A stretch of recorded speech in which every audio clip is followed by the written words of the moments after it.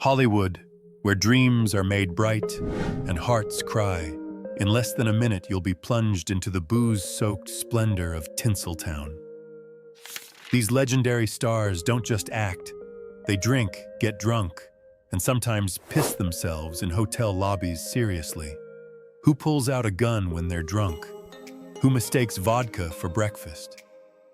Buckle up, this boozy adventure into Hollywood's darkest secrets is wilder than an Oscar slap #1. Spencer Tracy, the golden boy with a glass in hand. If Oscars were handed out for drinking, Spencer Tracy would have had a shelf full, and not just for Captains Courageous, a titan of classic Hollywood.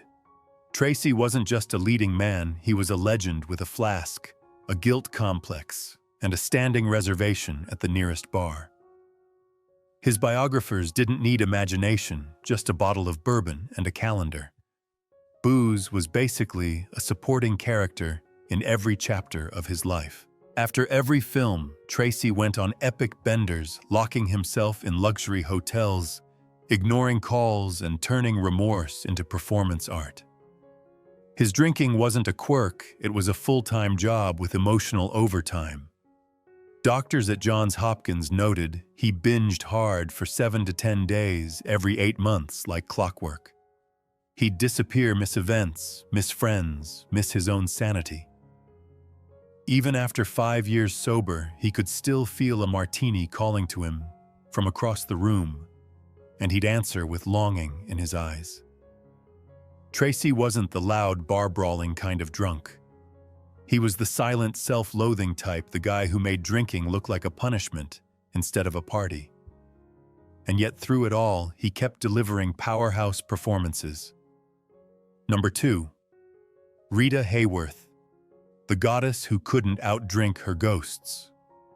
She was the love goddess of the silver screen, all red lips, perfect waves, and eyes that could melt film reels. But behind Rita Hayworth's smoldering stare was a woman drowning in gin and heartbreak. And trust us, the studio didn't hand out life jackets. By the late 70s, Rita wasn't lighting up marquees, she was lighting up headlines for all the wrong reasons. Found disoriented in Newport Beach, she couldn't even consent to her own treatment. Alone, confused, and spiraling, she was rescued not by a co-star or producer, but by a fan, an artist who took her in like a wounded stray and tried to save her from herself. It worked for a while. But addiction is a clingy lover. One day he left the house, she barricaded herself inside.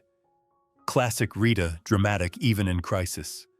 Eventually she was taken to Hoag Hospital, and that would be the last time he or the public saw her lucid. Rita wasn't just battling booze. She was wrestling with years of exploitation, 5 marriages, and the reality that the world loved her image, not the woman underneath. She once said, "Men fell in love with Gilda, but woke up with me, and me was lonely, tired, and drunk." The truth, Rita Hayworth didn't fade. She unraveled one drink at a time, one forgotten line at a time, until even she couldn't remember the star she used to be. #3. Richard Harris, the Hellraiser who drank like a legend. Meet Richard Harris. Irish actor, certified wild man, and possibly the only wizard in movie history who could drink Voldemort under the table. Before playing Dumbledore, Harris starred in the real-life role of a one-man pub crawl. His drink of choice, 2 bottles of vodka for breakfast, brandy for lunch, and port to wash it all down like mouthwash. He was so notorious, New York bartenders would line up 6 double vodkas the moment he walked in. One time in Hawaii, he got so hammered on tiki cocktails he tried to fistfight traffic. Another time, he drove a truck under a 12-foot bridge that collapsed, and when the cops found him lying in the street, he told them, "I'm waiting for my house to pass by." Doctors warned he had 18 months to live unless he quit drinking. So naturally, he threw himself a farewell party with 2 bottles of Chateau Margaux, 1947. Classy exit right, except he later came back to drinking. In his final years, he claimed to drink just 1 pint of Guinness before bed, But knowing Harris, that pint might have needed its own zip code. Despite the chaos, Harris gave unforgettable performances and partied harder than half of Hollywood combined. He didn't just live, he roared, stumbled, shouted, and occasionally collapsed, all with style. Number 4. Montgomery Clift, the beautiful tragedy in a bottle. Montgomery Clift wasn't just a Hollywood heartthrob, he was a walking Greek tragedy in a tux. With cheekbones sharp enough to slice bread and eyes full of sorrow, Clift brought raw, aching vulnerability to the screen. But off-camera, his life spiraled into a slow-motion wreck soaked in booze and broken dreams. The downfall began with a horrific car crash in 1956 that shattered his face and ignited a pain he could never silence. Enter alcohol Clift's not-so-silent partner. While tabloids whispered about his sexuality, Clift scribbled haunting notes in his journal. How do I stay thin-skinned and still survive? Spoiler alert, he didn't. He didn't just drink to forget. He drank to feel something, or maybe nothing.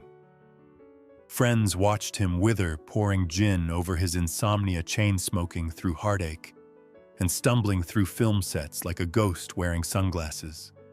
Yet even in his decline, there was something magnetic about him, the kind of broken beauty that made you want to hug him and hide your liquor. Clift once said, "The closer we come to death, the more we blossom." That quote hits different when you realize he bloomed straight into the abyss. Number 5.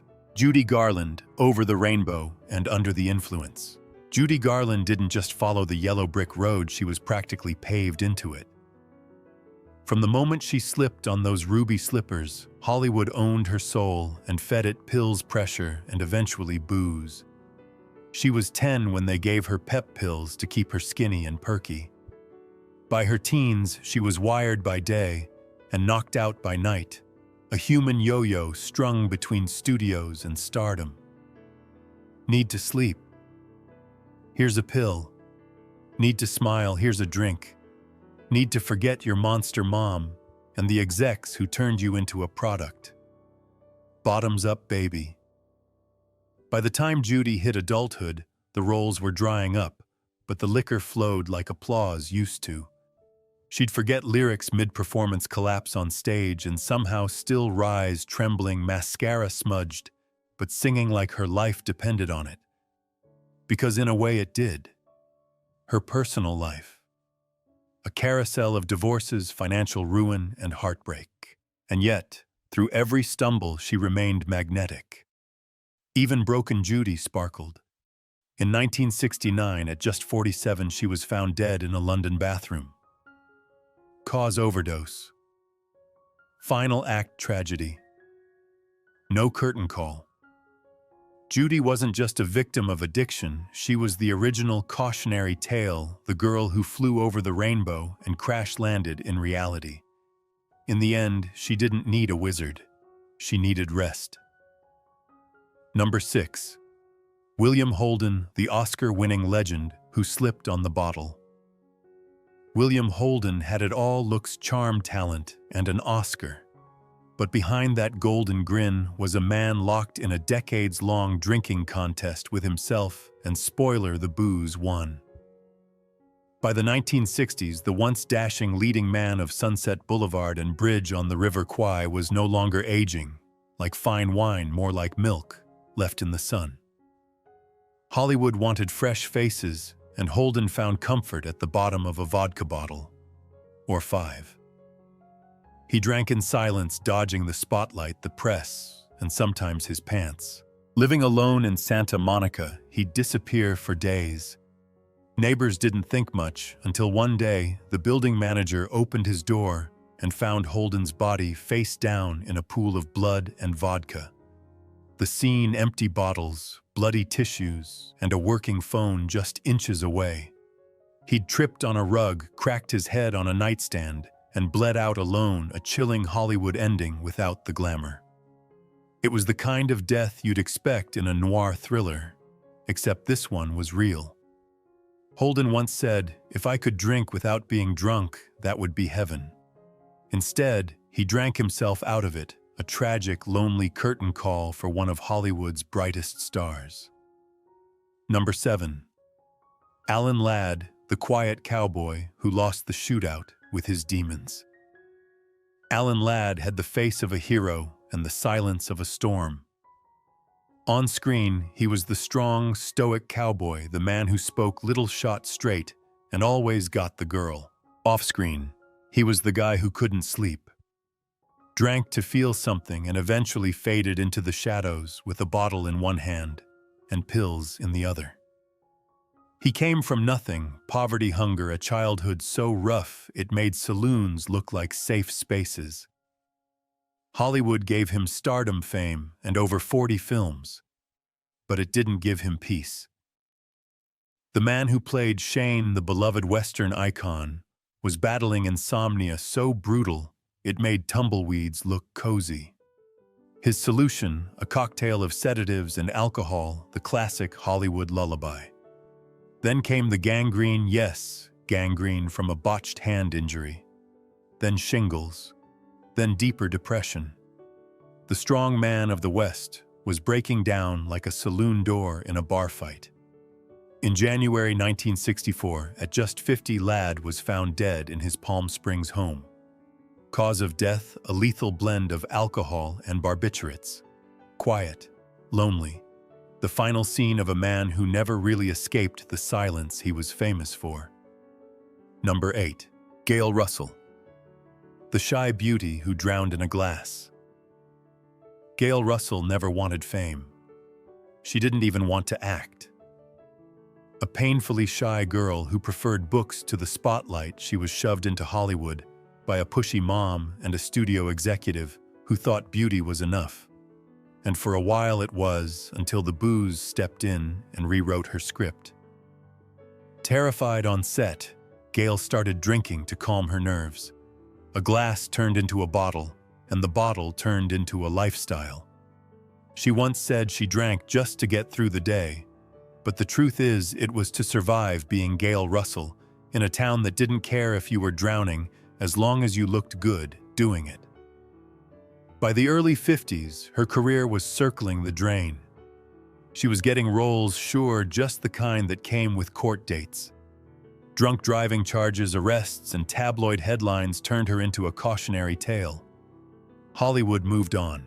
Gail checked into a sanitarium, got clean, made a small comeback thanks to John Wayne, but the demons were patient.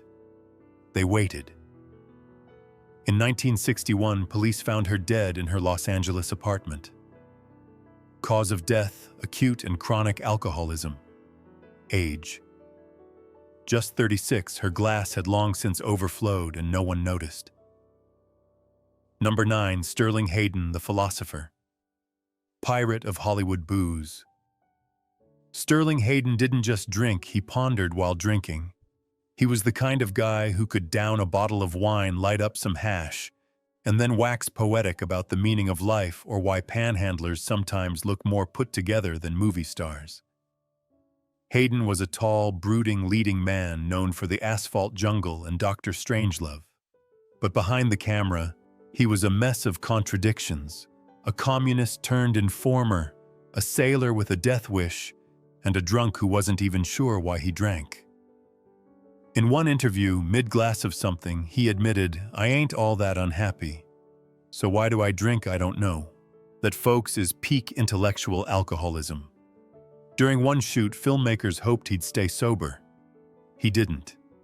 Instead, they got rambling rants, philosophical tangents, and one particularly memorable story about falling into a canal and nearly drowning, only to be saved by his son, who lived with him. Take that, Freud. He once offered money to a homeless man, only for the guy to look him up and down and say, "Brother, this morning I can't spare a dime."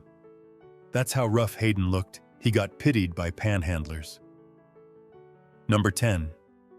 Gig Young, the Oscar winner with a loaded gun and an empty soul. Gig Young had it all: charm, talent, an Academy Award, and a name that sounded like a Vegas lounge act.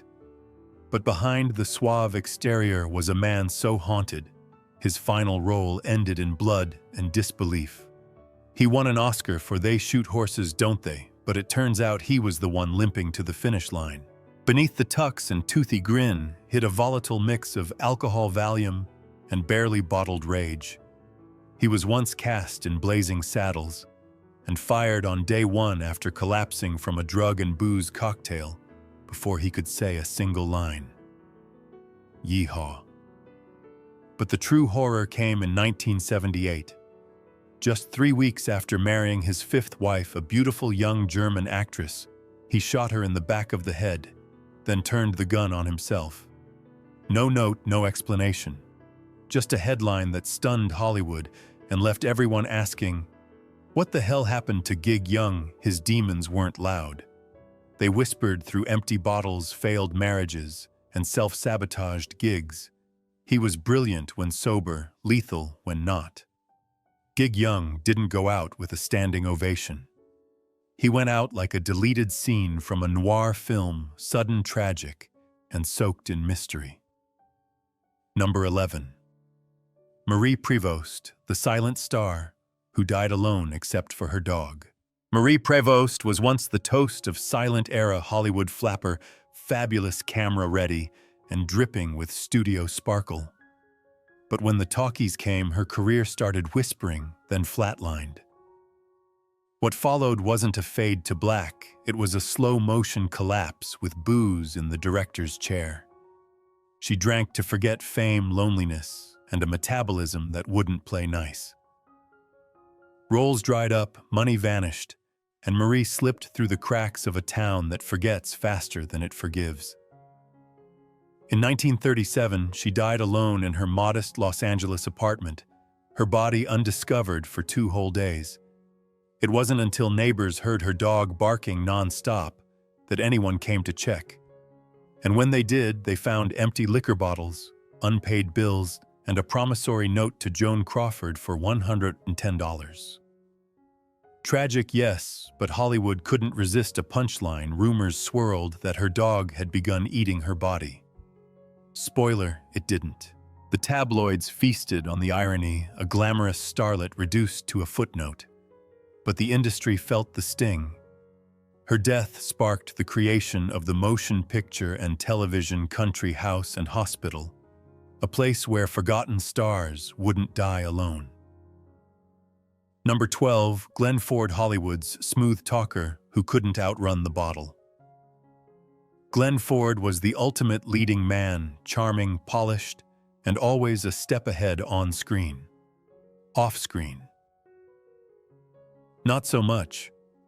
While his characters dodged bullets and wooed dames, Glenn was out here losing a decade of mobility to a bottle of scotch. Behind the Hollywood smiles and whirlwind romances, yes, we're talking Marilyn Monroe, Judy Garland, and a 40-year roller coaster with Rita Hayworth. Glenn was silently waging war with alcoholism. And spoiler alert, the bottle landed more punches than all his noir villains combined. By the time he hit his later years, Glenn wasn't just slowing down, he was practically parked. His drinking got so out of hand, it left him unable to walk for 10 years. 10 years. That's not just a hangover, that's a full-blown sequel. And while his love life could fuel its own reality show featuring multiple wives and a parade of younger girlfriends who adored his fame and probably his bank account, Glenn's real love affair was with the bottle, and like most toxic relationships, it didn't end well.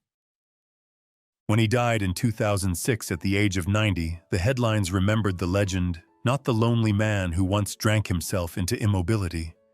Glenn Ford lived like a matinee idol, but behind the curtain, he was just another Hollywood heartthrob who got caught in the bottle's plot twist. Number 13, Mary Astor, the Maltese Falcon's femme fatale with a flask. Mary Astor had the kind of face that made detectives go dumb and audiences lean in closer. She won an Oscar, starred in The Maltese Falcon, and had one of the most scandalous diaries in Hollywood history. Think 50 Shades, but in cursive. But while her characters were poised and polished, Mary's real life was a swirling cocktail of heartbreak, public shame, and a long-term affair with alcohol. Her dirty laundry went public during a vicious custody battle, where her private diary filled with steamy details of bedroom adventures was used as courtroom evidence. That alone could drive a woman to drink and marry. She drank hard. For 2 decades, she was a functioning alcoholic, though some days not so much with the functioning. After a suicide attempt and a full-blown nervous breakdown, she finally checked herself into a sanitarium in 1949. The press had a field day, but Mary had one thing they didn't expect: grit. Through the help of Alcoholics Anonymous and a renewed faith, she crawled out of the bottle and back onto the screen. Her later years were sober quiet and far less dramatic, though let's be honest. We still remember the woman who once ruled Hollywood and then nearly drowned in it. Number 14. Larry Hagman, champagne cowboy of primetime TV. You know him as J.R. Ewing, the devil in a 10-gallon hat from Dallas. But off-screen, Larry Hagman wasn't just scheming over oil. He was waging war against his liver and losing in glorious champagne-soaked fashion. At the height of his fame, Hagman wasn't just sipping bubbly, he was bathing in it. We're talking 5 bottles of champagne a day. Morning call time at 6:30 a.m. By 9:00, he had a bottle open. By noon, he was working through bottle number 2, casually toasting the demise of his own internal organs. Larry didn't need a drinking buddy. He drank with the same dedication he brought to playing villain's solo method, and with a wink. He once admitted he kept a steady drip going. Honestly, if there had been an IV bag full of Moet, he would have worn it as a necklace. Eventually, his lifestyle caught up with him: cirrhosis, end-stage liver disease, and a life-saving transplant in 1995. Doctors gave him a new liver, and in return, he gave them sobriety, sort of, for a while. Still, Hagman kept acting, kept joking, and incredibly kept living. He once said, "I don't believe in dying. It's been done." Spoken like a true man who tried to outdrink death and almost succeeded. Number 15. John Wayne, the Duke of Whiskey and Westerns. John Wayne wasn't just a cowboy, he was the cowboy. Big hat, bigger swagger, and an even bigger thirst for booze. But here's the kicker: the Duke had 2 non-negotiables on set: don't roll camera after noon, and don't talk to him before he well pooped. Yep, filming didn't start until Wayne had his morning business handled. And why before noon? Because after a few drinks, he turned from cowboy to rattlesnake with a badge. He wasn't just a mean drunk, he was a legendary one. The man loved his liquor almost as much as he loved the American flag. His drink of choice, anything that kicked. But the real danger wasn't the alcohol, it was the constipation. See, Wayne drank so much and so little water that his digestive system staged a silent protest. Let's just say if you saw the crew standing around doing nothing, it probably meant the Duke hadn't gone yet. Still, the cameras rolled, the hits kept coming, and Wayne kept drinking. He may not have called it a problem, but everyone else did. Especially the poor assistants who had to schedule filming around his movements. John Wayne didn't need special effects. He was the storm powered by whiskey ego and sheer American grit. Number 16. Albert Finney, the British bulldog who drank through lunch and life. Albert Finney wasn't your average English gentleman, unless your idea of a gentleman is someone who downs pints like teacups and still hits his marks. With powerhouse roles in Tom Jones' Murder on the Orient Express and Aaron Brockovich, Finney proved he could outact anyone and outdrink most of them too. At his peak, he was a lunchtime legend, not for his acting tips, but for the sheer volume of beer he could consume before 2 p.m. He once casually admitted, "I used to drink a lot. I mean, a lot." That's British for, I was basically a walking pub with dialogue. And yet he kept working, kept killing it. Critics raved. Co-stars sweated. His liver probably filed a restraining order. But in 1984, life threw a hard punch: kidney cancer. That diagnosis hit harder than any hangover. And just like that, Finney made a decision most of his peers never lived long enough to make. He quit. Cold turkey. No drama, no rehab memoir, just a firm no thanks to the next round. He lived another 35 years sober and sharp, proving that yes, even a hard-drinking bulldog can change his spots. He passed in 2019 at 82, leaving behind a legacy of unforgettable performances and 1,000 empty pint glasses. Number 17. Lon Chaney Jr., the wolf man who drank like a beast. Lon Chaney Jr. was born into horror royalty, son of the original phantom heir to the monster throne. But behind the fangs and fur of the wolfman was a guy slowly being devoured by alcohol and depression. Spoiler, the real monster wasn't the full moon, it was the bottle. Lon didn't just drink. He drank like someone trying to outscare Frankenstein. Off camera, he spiraled. His health deteriorated, his liver waved a tiny white flag, and after filming Abbott and Costello Meet Frankenstein, he attempted suicide. The horror got a little too real. He wasn't a fun drunk either. He got banned from William Randolph Hearst's mansion after trying to get Hearst's mistress Marion Davies completely blitzed. Not a great way to make friends in high places. Then there were the legendary brawls. He shared a dressing room with Broderick Crawford, another Oscar-winning booze hound, and when these two got sauced, it turned into a WWE cage match with whiskey breath. Chairs flew, so did fists. No one remembers who won. Probably the floor. Even live TV wasn't safe. He once showed up to a broadcast hammered but somehow still delivered a performance some called weirdly professional. That's Chaney magic tragedy with a touch of showbiz. Number 18. Bela Lugosi, Dracula's last drink. Bela Lugosi was Dracula.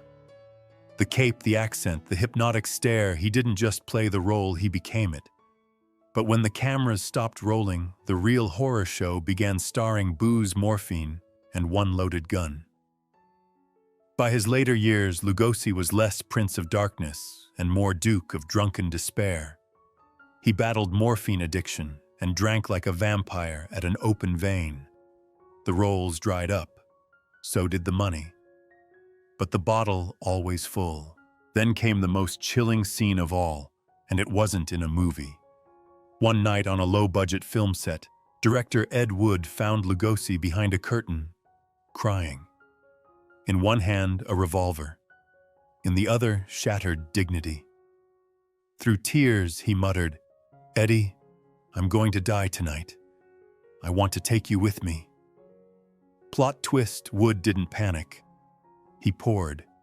He handed Bela a scotch, his favorite Boilermaker, and slowly the tension drained. Gun lowered. Curtain dropped. Dracula lived another night. That wasn't redemption. It was survival, the Lugosi way. He wasn't evil. He was exhausted. Haunted by past fame, faded glory, and a studio system that chewed him up, then ghosted him. Number 19. Broderick Crawford, Highway Patrol's drunkest officer on duty.